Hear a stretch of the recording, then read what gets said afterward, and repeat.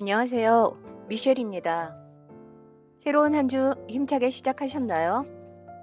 지난주 영상의 주요 메시지 한번 확인하고 갈게요. 지옥은 너희의 선택과 결정과 창조들이 일으킬 수 있는 최악의 결과를 체험하는 것이다.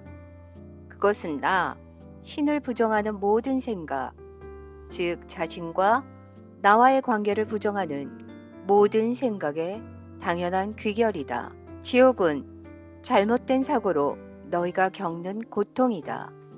지옥은 기쁨과 정반대되는 것이다. 그것은 이루어지지 않음이다. 너희가 악이나 불운이라 부르는 것들은 스스로를 주장하는 자연 법칙에 지나지 않는다. 오늘 이야기 시작할게요. 그렇다면 어떻게 해야 제가 이런 법칙들을 알 수 있습니까? 어떻게 해야 그것들을 배울 수 있죠? 그건 배움의 문제가 아니라 기억의 문제다. 어떻게 해야 그것들을 기억할 수 있나요? 고요히 있는 것에서 시작하라. 외부 세계를 가라앉혀라. 그러면 내면 세계가 너에게 시야를 줄 것이다. 너희가 찾아야 하는 게 이 통찰력, 내면 시야이다. 하지만 너희가 외부 현실에 지나치게 깊숙이 빠져 있는 동안에는 그것을 가질 수 없다. 그러니 가능하면 자주 내면으로 들어가려고 애쓰도록 하라. 그리고 너희가 내면으로 들어가지 않을 때는 바깥 세계를 다룰 때처럼 내면에서 나오게 된다. 다음 공리를 명심하라. 너희가 내면으로 가지 않는다면 너희는 바깥으로 가게 되리라. 이 공리를 외울 때는 좀 더 실감나도록 주어를 1인칭으로 바꾸어라. 내가 내면으로 가지 않는다면 나는 바깥으로 가게 되리라. 너희는 평생 동안 바깥으로만 가왔다. 하지만 너희는 그럴 필요도 없고 그래봤자 뭔가 이루지도 못할 것이다. 너희가 될 수 없는 건 아무것도 없다. 너희가 할 수 없는 건 아무것도 없다. 너희가 가질 수 없는 건 아무것도 없다. 그 말씀은 그림의 떡을 약속하는 것처럼 들리는군요. 너는 신이 어떤 다른 약속을 하도록 만들고 싶은가? 이보다 못한 것을 약속한다면 너희는 내 말을 믿을 것인가? 수천 년 동안 사람들은 참으로 괴이한 이유로, 즉, 그 약속들이 너무나 근사해서 진짜일 리 없다는 이유로 신의 약속들을 믿지 않았다.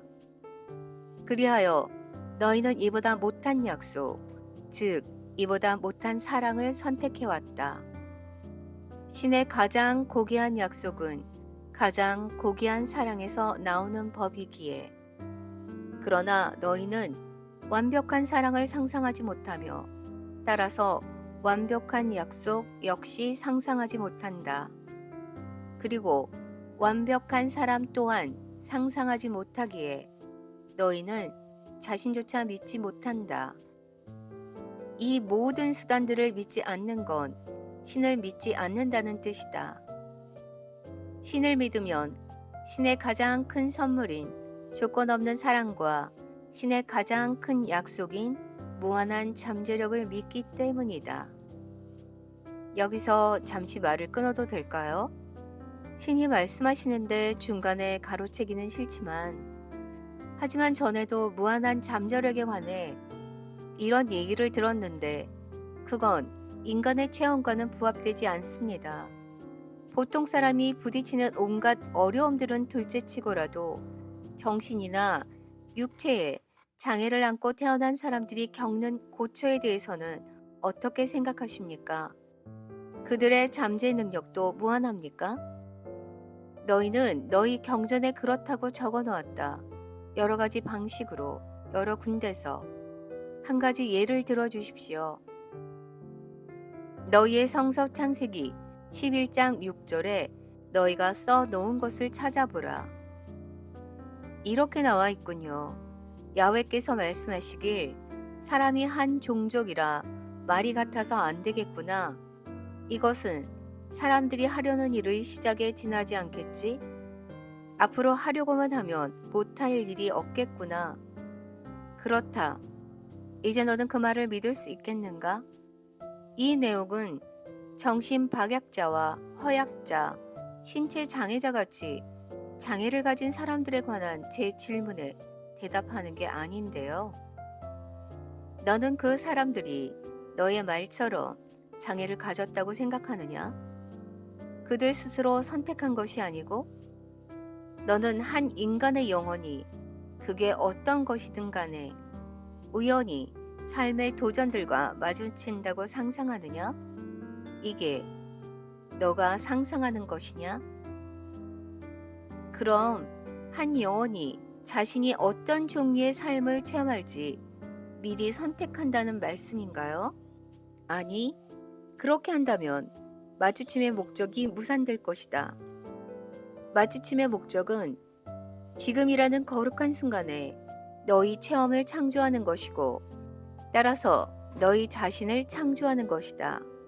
그러므로 너희는 자신이 체험할 삶을 미리 선택하지 않는다. 그러나 너희는 자신의 체험을 창조하는데 함께할 사람과 장소와 사건들, 즉 조건과 상황들과 도전과 장애들, 그리고 기회와 선택 사항들을 선택할 수는 있다. 너희는 자신의 팔레트에 짜놓을 색깔들, 자신의 괴짝을 짜는데 필요한 연장들, 자신의 작업정에 필요한 기계들을 선택할 수는 있다. 이런 것들을 써서 뭔가를 창조하는 것이 너희의 일거리이다. 그것이 인생의 일거리이다. 너희가 하기로 선택한 그 모든 일에서 너희의 잠재력은 무한하다. 소위 장애 있는 신체를 지닌 한 영혼은 자신의 잠재력을 완전히 실현할 것이 아니라고 억측하지 마라. 너희는 그 영혼이 무엇을 하려는지 모른다. 너희는 그것의 진행 과정을 이해하지 못하며 그것이 뜻하는 바가 무엇인지 모른다. 그러므로 모든 사람과 모든 조건을 축복하고 그것들에 감사하라.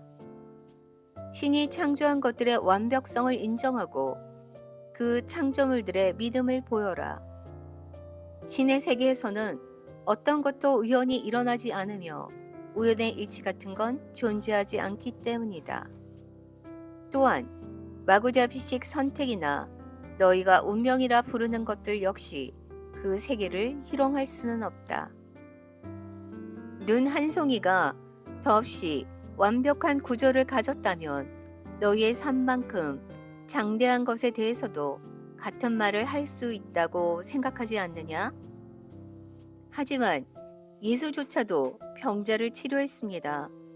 만일 그들의 상태가 그토록 완벽했다면 예수는 왜 그들을 치료했을까요? 예수는 그들의 상태가 불완전하다고 생각해서 그들을 치료한 게 아니었다. 그는 그 영혼들이 자기 과정의 일부로서 치료를 요청한다고 보았기 때문에 그렇게 한 것이다. 그는 그 과정의 완벽성을 알고 있었다. 그는 그 영혼이 뜻하는 바를 인정하고 이해했다. 만일 예수가 정신의 병이든 육체의 병이든 모든 질병이 불완전을 나타낸다고 느꼈다면 그는 지구상의 모든 이들을 그냥 한꺼번에 치료하지 않았을까? 너는 예수가 이런 일을 할 수 있다는 걸 의심하느냐? 아니요. 예수는 능히 그럴 수 있었으리라 믿습니다. 좋다. 그런데 너의 정신은 여전히 왜 예수는 그렇게 하지 않았을까? 왜 그는 어떤 사람들을 그대로 고통받게 하고 또 어떤 사람들은 치료해 주었을까?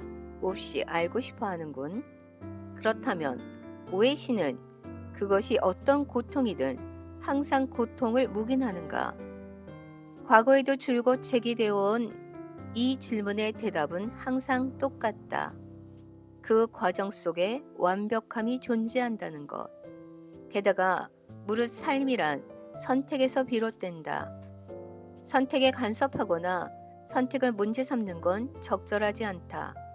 선택을 비난하는 건 특히나 더 적절하지 못하다. 적절한 쪽은 그 선택을 관찰하고 그런 다음 그 영혼이 좀 더 고상한 선택을 추구하고 좀 더 고상한 선택을 내리고자 할 때 그것을 도와줄 뭔가를 하는 것이다.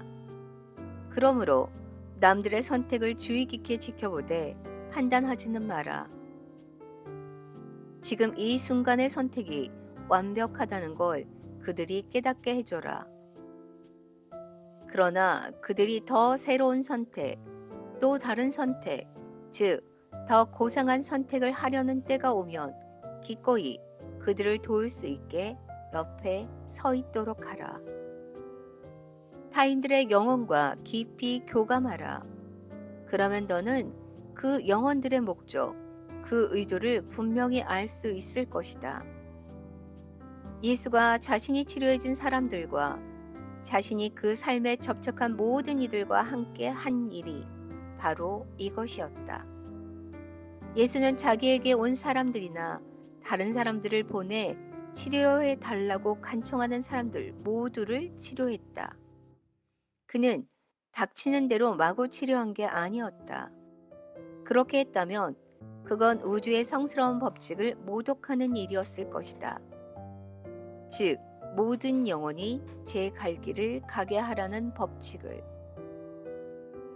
그렇다면 그건 우리가 도와달라는 요청을 받지 않는다면 그 누구도 돕지 말아야 한다는 말씀인가요? 분명히 그건 아니겠지요. 그렇지 않다면 우리는 결코 인도에 굶주리는 아이들이나 아프리카에 고통당하는 민중들 혹은 그 외 다른 곳에 가난한 사람들이나 학대받는 사람들을 도울 수 없을 겁니다. 모든 인도적인 노력은 없어질 것이고 모든 자선이 허용되지 않을 겁니다. 우리가 명백히 옳은 일을 할 수 있으려면 어떤 개인이 절망에 빠져 우리에게 절규하거나 어떤 나라의 국민들이 도움을 간청할 때까지 기다려야 한다는 겁니까? 보다시피 그 질문은 스스로 답하고 있다. 만일 어떤 일이 명백히 옳다면 그렇게 하라. 그러나 너가 옳다와 그르다에서 극단적인 판단을 내리고 있음을 기억하라. 모든 건 오로지 너희가 그렇다고 보기 때문에 옳거나 그럴 뿐이다. 어떤 것이 그 본질에서부터 옳거나 그른 것은 아니다. 아니라고요? 옳음이나 그름은 본래의 상태가 아니다. 그것은 개인의 가치 체계 속에만 있는 주관적인 판단이다. 너희의 주관적인 판단들로 너희는 자신의 자아를 창조한다. 너희는 너희 개인의 가치들로 자신이 누구인지 판단하고 증명한다. 세계는 너희가 이런 주관적인 판단을 내릴 수 있도록 하려고 지금 같은 모습으로 존재한다. 만일 세계가 완벽한 상태로 존재한다면 자기 창조라는 너희 삶의 과정은 종막을 고할 것이다. 그것은 끝날 것이다. 더 이상의 병이 없다면 의사가 할 일도 내일이면 끝날 것이다. 더 이상의 의문이 없다면 철학자가 할 일도 내일이면 끝날 것이다. 여기까지입니다. 함께 해주셔서 정말 고맙습니다. 사랑합니다. 내일 또 뵐게요.